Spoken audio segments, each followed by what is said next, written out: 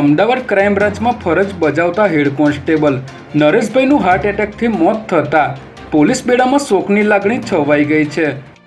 પ્રાપ્ત માહિતી અનુસાર head constable Nareshbhai Bachubhai Ahmedabad crime બ્રાન્ચમાં ફરજ બજાવતા હતા ત્યારે તેઓને અચાનક હાર્ટ એટેક આવતા હોસ્પિટલ લઈ જવામાં આવ્યા હતા, જ્યાં તેઓનું મોત નિપજતા પોલીસ દળ અને પરિવારમાં શોકની લાગણી છવાઈ ગઈ છે।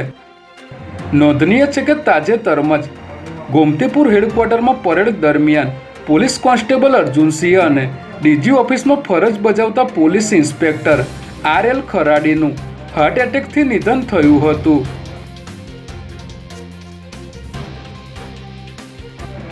ગુજરાત યુનિવર્સિટીમાં ફીમાં 5500 રૂપિયા સુધીનો વધારો કરવામાં આવ્યો છે,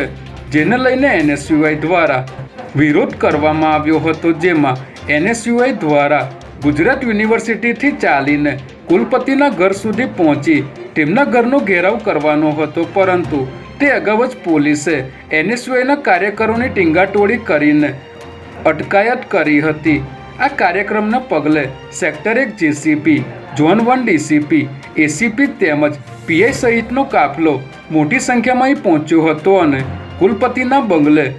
ચુસ્ત પોલીસ બંદોબસ્ત ગોઠવી દેવાયો હતો।